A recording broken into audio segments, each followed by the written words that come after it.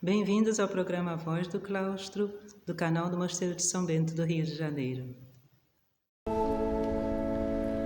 A cruz sagrada seja minha luz, não seja o dragão meu guia.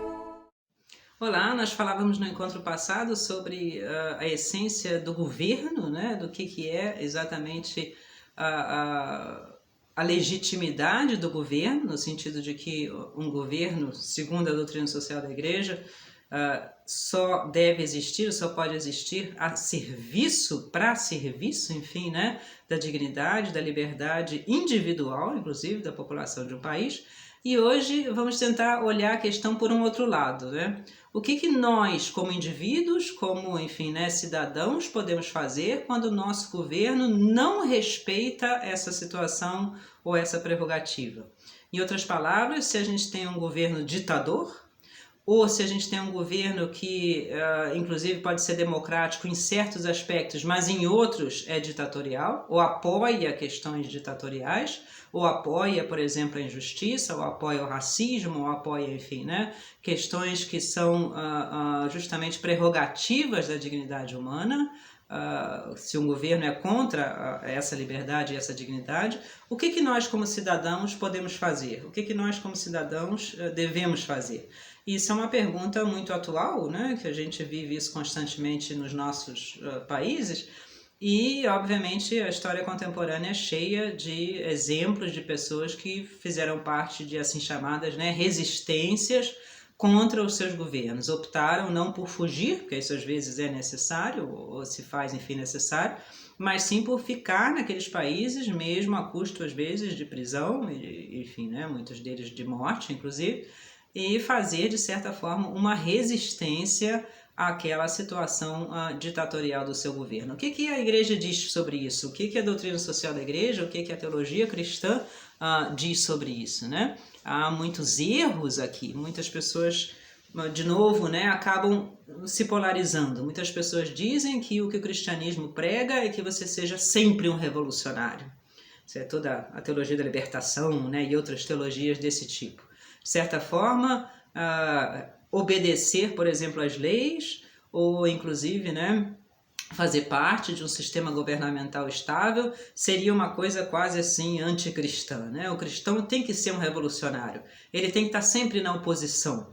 E se ele chega a algum momento a ter o governo nas mãos, ele tem que ser uma pessoa que, a rigor, né, é meio assim desobediente, é uma pessoa que está sempre criando problemas. Muita gente acha isso, né? Isso é um pouco a marca típica exatamente da pessoa, enfim, é uma imaturidade geralmente, né, filosófica, uma imaturidade moral muito grande também, da pessoa que acha que tem que ser um eterno guerrilheiro, um eterno revolucionário, inclusive já com às vezes 70, 80 anos, né? Não consegue se adaptar a nada, um eterno inadaptado, é um eterno, enfim, descontente. Mesmo quando ele a rigor está contente, ele tem que estar sempre criticando, né? Eu não posso nunca me mostrar satisfeito, porque isso então é uma certa capitulação. Tem gente que acha que isso é cristão, né?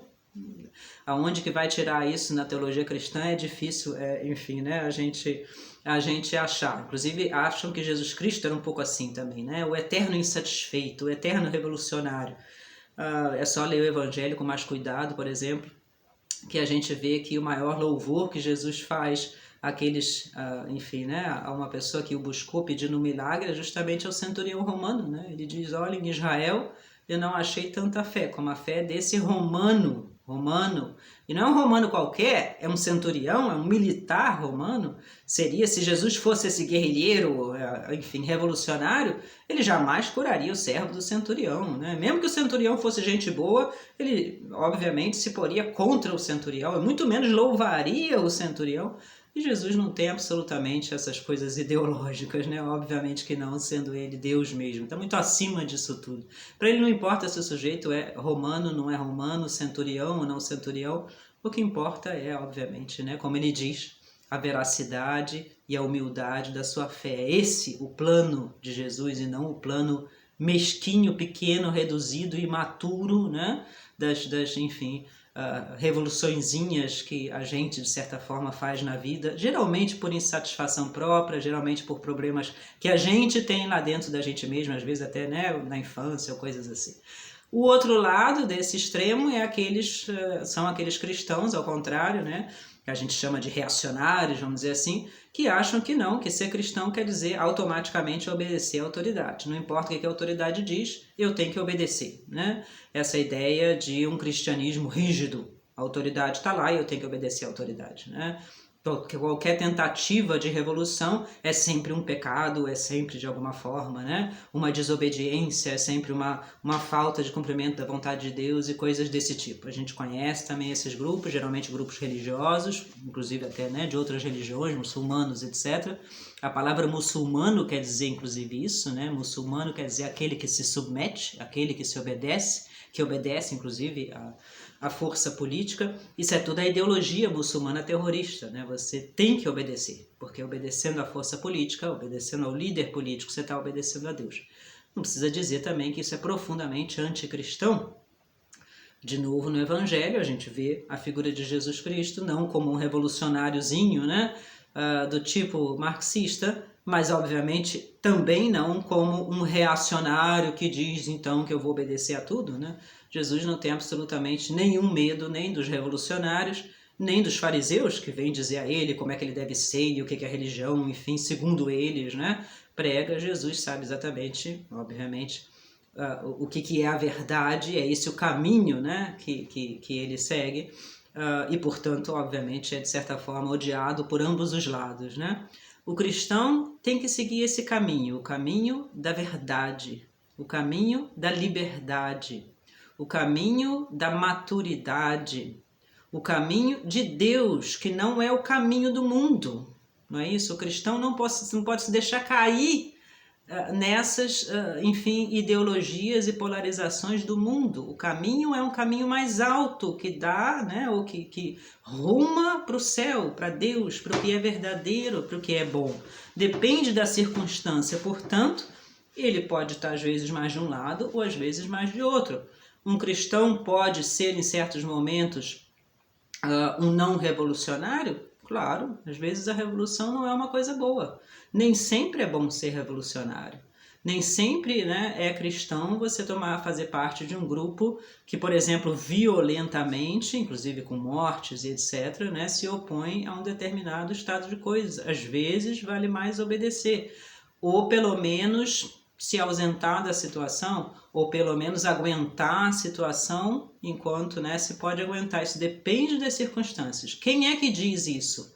É a nossa consciência. Cada um de nós, na nossa vida, tem que saber o que a gente deve aguentar e o que a gente não deve aguentar.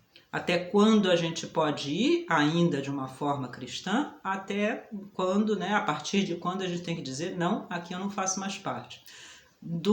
Né, que tipo de atividade mais revolucionária a gente pode, enfim, né, dar a nossa adesão, inclusive não precisa ser em questões políticas, pode ser também em questões do trabalho, em questões, né, da vida social, até que certo ponto, que ponto, perdão, eu posso ir junto com essas pessoas, não pensar um grupo de amigos, né, o que eles estão fazendo, até posso fazer isso com eles, aqui já não faço mais, porque isso não é mais cristão, né? Isso já passou da medida, isso já não está mais correto. A gente meio que brinca, faz uma coisa, mas tem uma coisa que já foi demais. Isso eu não faço. Isso é a nossa consciência que diz. Cada um de nós tem que saber isso para si mesmo. A partir da nossa vida de oração, a partir do Evangelho. Jesus é o nosso grande mestre, né?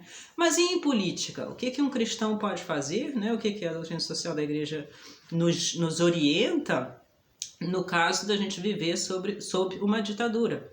Seja ela de que tipo for, pode ser de esquerda, de direita, enfim, pode ser uma ditadura, né, totalitária, ou uma ditadura parcial, isso não importa. O que a doutrina social da igreja nos diz é que também na política, como na nossa vida pessoal, essa medida, enfim, né, é a medida que deve ser usada. A nossa consciência, através, enfim, né, da nossa relação pessoal com Deus, da leitura do Evangelho, da nossa oração, da nossa vida de integridade, é que deve dizer em cada momento qual é o caminho que eu devo seguir aqui. Ou seja, não há um caminho só. Depende da circunstância, depende do momento. A minha consciência pessoal, e aí a igreja já está me alarmando para uma coisa que hoje em dia é conhecidíssima, que é a pressão do grupo, a pressão coletiva, não é isso? O que a igreja nos diz é que a pressão do grupo e a pressão coletiva são sempre, mesmo que elas sejam boas, uma agressão à minha liberdade individual. Eu nunca devo pensar com o grupo, eu devo pensar por mim mesma, e se por acaso isso me junta com outras pessoas, que ótimo, que maravilha. Mas a minha consciência pessoal deve ser sempre mantida por cima de tudo. Nem é o grupo da paróquia, nem é o grupo do partido, nem é o grupo de amigos, nem é o grupo da família. Jesus diz no Evangelho, né? Eu vim separar, de certa forma, a mãe da filha e etc. Né? Então, a minha consciência pessoal é que me diz o meu caminho. Se eu, por acaso, encontro um grupo, que maravilha. A partir do momento que esse grupo já está se desviando, eu já não vou mais por aquele caminho. Nós somos responsáveis pela nossa vida individualmente perante Deus. Nós não vamos aparecer perante Deus em grupo, nem em partido. Nós vamos aparecer individualmente, assim nós cremos, né, no juízo final perante Nosso Senhor. No Evangelho, as histórias são imensas, né, inumeráveis nesse sentido. É cada um que responde por si mesmo. Então, a primeira coisa é nunca agir por pressão coletiva, por pressão de grupo, por pressão emocional, por pressão de amigos, por pressão, menos ainda, né, econômica, por corrupção. Agir segundo a nossa própria consciência. Olha o exemplo que nós demos aqui de políticos, né, desse calibre, vamos dizer assim, enfim, o bem que eles fazem, né, em manter a sua consciência pessoal.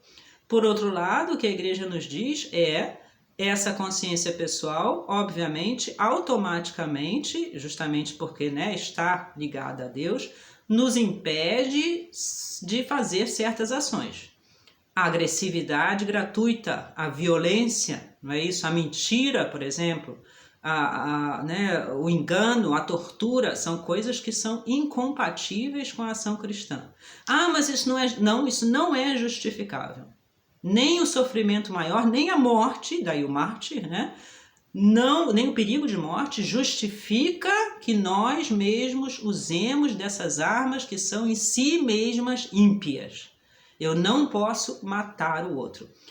Outro motivo, né, para ser contra o aborto, não precisa entrar aqui em questões sexuais. O aborto é simplesmente dizer, essa pessoa me incomoda, então eu vou matar essa pessoa. Ou, né, seja ela na forma ainda de feto ou de pessoa crescida. Não, isso é impossível. Mas eu não posso criar a criança. Bom, dá a criança para alguém. É difícil a vida, ninguém diz que não é, claro que é. Há situações terríveis, né? E a gente está ali para ajudar e está ali para fazer o que puder. Mas a solução de matar um inocente não pode ser solução, isso não é solução. Isso é piorar ainda mais a questão. Na política é assim também. Então, muitas vezes, por exemplo, né, a gente tem que não fazer parte de certos grupos, porque esses grupos usam métodos de violência, usam métodos justamente, né, de mentira, de terrorismo, de tortura e etc. Quantas pessoas se viram, às vezes, aqui na Europa, né, no meio da guerra, por exemplo, em situações assim de dilemas muito fortes, porque eram, por exemplo, contra o nazismo, mas estavam sendo chamadas a fazer a parte de um grupo de resistência que usava métodos tão ruins quanto os nazistas, né? Ou, enfim, né, os comunistas. Para poder fazer um bem, eu não posso usar um mal. Os meios não justificam o fim. Isso é enfim, né, uma prerrogativa fundamental da teologia cristã. Então isso fica claro também. O que eu posso fazer então? Não posso fazer nada? Não devo fazer nada? Não devo resistir? Devo obedecer? Devo ser um revolucionário? Mas como ser um revolucionário se eu não posso usar violência, né? Parece uma questão dificílima e, no entanto, não é. E a gente tem exemplos, assim, né, incontáveis na história contemporânea de pessoas que justamente resistiram a um governo injusto, a uma política injusta, a uma situação, a estruturas injustas, sem usar a violência, sem elas mesmas caírem nessas, enfim, né, práticas que elas mesmas estão condenando. O problema disso, como sempre é o problema da santidade, é que isso é perigoso, é que isso custa trabalho. É que isso exige coragem, E é isso que a gente geralmente, né, de certa forma, rejeita. A gente quer geralmente optar por uma solução confortável, segura, inclusive de prestígio, se for possível. Melhor ainda se enriquecer a gente no final, né? A gente tem sempre a tendência, o Papa Francisco fala tanto disso, né, a escolher a nossa zona de conforto, a ficar nela. Eu até me oponho, mas desde que não haja risco nenhum para mim, nem eu precise me esforçar muito, né? E essas pessoas que realmente fizeram vamos dizer assim, uma revolução, uma resistência, né, a questões políticas e sociais injustas, são pessoas que se arriscaram, são pessoas que saíram da sua zona de conforto, são pessoas que realmente, enfim, né, puseram a sua vida em perigo. São pessoas que rejeitaram o comodismo, né, aburguesamento, enfim, né, o amor ao conforto, ou então inclusive a ideia, né, de uma carreira. São pessoas que às vezes perderam a sua carreira, são pessoas que foram presas, são pessoas que às vezes pagaram com a vida essa sua resistência, e no entanto é por isso mesmo que são lembradas, né, como heróis. Vamos dar o exemplo aqui, os exemplos são inúmeros, né? Mas vamos dar exemplo aqui do mais ou menos conhecido por todos nós, né?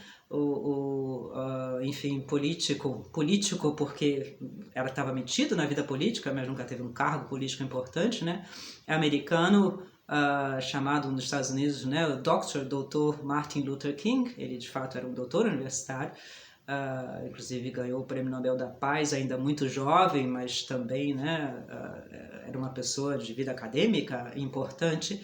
Todos nós conhecemos por fotos, né, que lutou nos Estados Unidos na década de 50 e 60 principalmente contra toda a questão da segregação racial negra nos Estados Unidos. Eu acho que é um exemplo muito interessante porque ele mesmo, o Luther King, não era um anti-americano, absolutamente. Ele não era o típico marxista anti-americano, absolutamente. Ele era uma pessoa que amava os Estados Unidos, que inclusive, né, não só respeitava, como aderia profundamente à ideia americana, por exemplo, a Constituição americana, a ideia dos Estados Unidos como uma pátria justamente, né, de liberdade de religião, de liberdade política, de liberdade inclusive de imigração. O sonho do Martin Luther King, que é uma palavra que ele usa muito, né, eu tenho um sonho, I have a dream, né, nos seus discursos, não é um sonho de fugir dos Estados Unidos, né? Não é um sonho de mudar os Estados Unidos no sentido de mudar toda a história americana. Ele não é absolutamente um revolucionário imaturo que está ali fazendo, né, uma gritaria e falando umas coisas sensacionais sem saber o que ele está falando.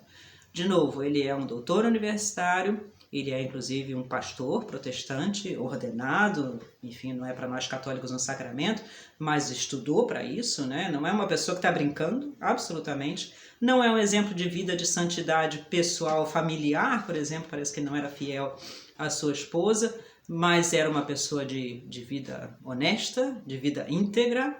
A gente vê, basta estudar um pouquinho Martin Luther King, que a gente vê que está se falando aqui de uma pessoa de uma maturidade, de um calibre, de uma coragem, de uma bondade fora do comum. Não é absolutamente um revolucionário desses que a gente poderia dizer feito na esquina, né? Ou que está brincando com as pessoas. E todo o seu movimento, tudo aquilo que ele fez, ele pagou com a vida por isso, porque ele foi assassinado, né? Vai sempre no sentido daquele que ele chamava uma resistência pacífica, uma resistência não violenta. Eu amo o meu país, eu amo a minha população, a minha nação, os brancos também. Não está falando aqui, né, de que os negros americanos têm que agora fazer um país só de negros, etc. Absolutamente, inclusive ele uma das coisas mais profundas dele, né? Eu estou falando para a pessoa humana, não importa se ela é negra, se ela é branca, se ela é o que seja, né? O que eu estou dizendo é que nesse país maravilhoso no qual nós vivemos, e tem tantas coisas maravilhosas, ainda há uma discriminação racial profunda, violenta e ruim contra os descendentes, enfim, de escravos africanos, e nisso ele tinha toda a razão.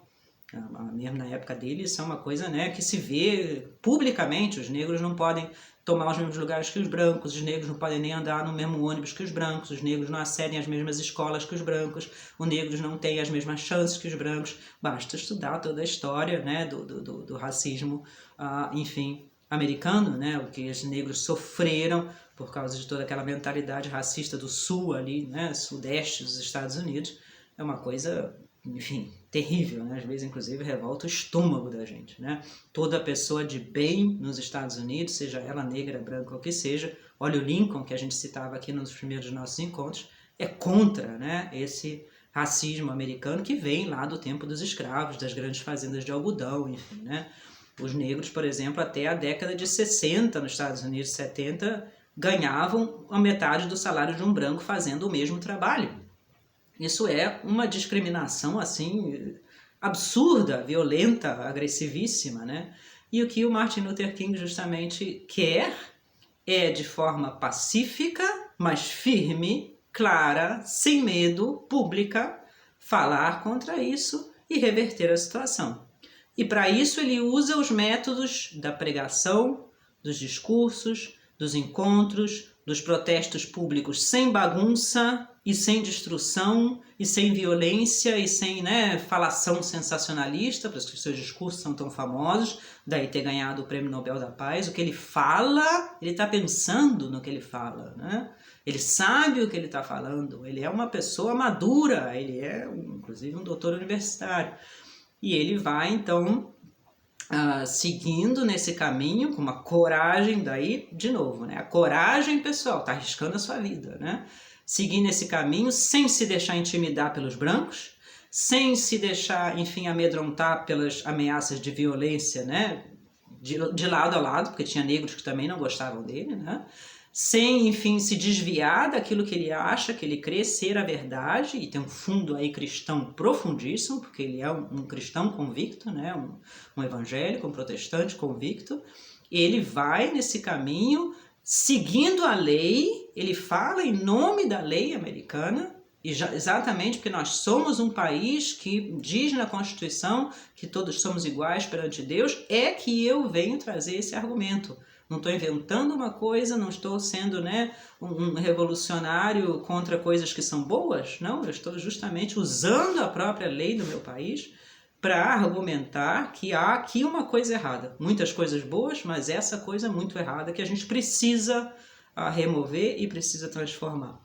Ele vai, inclusive, ser assassinado, não é, né, por vamos dizer assim, contrários a ele na política, mas sempre acontece, né? O Gandhi também, nesse sentido da violência, da resistência à não violência, são sempre geralmente fanáticos, pessoas que são justamente violentas, e ele vai morrer assassinado.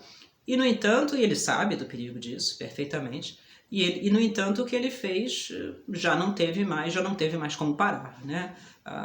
Enfim, o fim de toda a legislação discriminativa nos Estados Unidos já acontece na década de 80, na década de 70, na década de 80, até a gente ver, né, um presidente como o Obama ser eleito. Não estamos falando aqui da ideologia do Obama, nem dele pessoalmente, isso é outra questão, mas a possibilidade de que os Estados Unidos tenham, né, democraticamente, um presidente negro, como podem ter um presidente asiático, um presidente latino-americano, desde que seja americano, etc. Então, o bem que esse homem fez, não só aos negros americanos, mas ao país inteiro, como ele dizia. Eu não estou falando pelos negros só, eu estou falando pelos Estados Unidos, pela nossa nação, que seja ela uma nação justa para todos, que seja uma nação que não, né, vamos dizer assim, suporte ou feche os olhos para esse tipo de coisas, seja com os negros, seja com, enfim, qualquer outro grupo dentro do país, né, minoritário. O bem que isso fez, o bem que esse homem fez, é uma coisa não só gigantesca, como sólida, definitiva, isso não volta atrás, né? Ele pagou com a vida, aí a coragem dele, né? Mas o que ele, vamos dizer assim, a transformação histórica que ele provocou é tão sólida que ela não volta mais atrás, ela é definitiva, né? Hoje em dia é praticamente impossível nos Estados Unidos até falar de uma coisa assim. Claro que sempre existe aqui e ali isso, né? Mas isso são os grupos pequenos. Mas, enfim, publicamente, a discriminação contra os negros deixou de existir, vamos dizer assim, né? Não é um item, não é uma possibilidade nos Estados Unidos de hoje em dia. E as armas que esse homem usou foram a liberdade, a bondade, a paz, sempre, não a baderna, não a desordem, absolutamente. Agora tem que ter coragem. Porque é muito fácil a gente falar de uma forma revolucionária, inclusive quebrar as coisas, né? É muito fácil a gente ser assim sensacional, aparecer na primeira página do jornal, mas depois se retirar e ficar na sua vida confortável, né? Com o prestígio que aquilo dá ao nosso nome, né? Muita gente, a gente conhece muito personagem histórico assim, né? O difícil é fazer o que ele fez. É falar a verdade, é não se intimidar, é não se deixar também levar pela bajulação dos outros, é não se encher de orgulho, se fazer mais do que ele permanece e ele diz sempre quem eu sou. Eu sou aqui uma voz entre várias outras vozes, né? Não sou o chefe, o líder, o sensacional, não sou nada disso. Estou apenas falando porque me parece que é correto falar.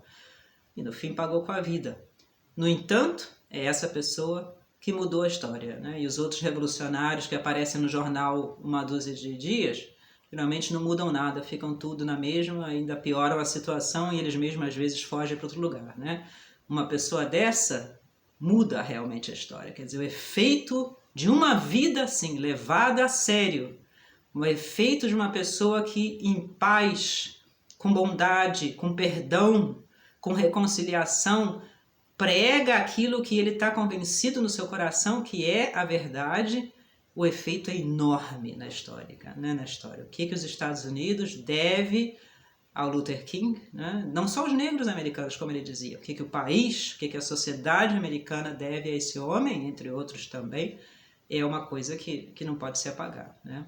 Um grande abraço e até o nosso próximo encontro. A cruz sagrada seja minha.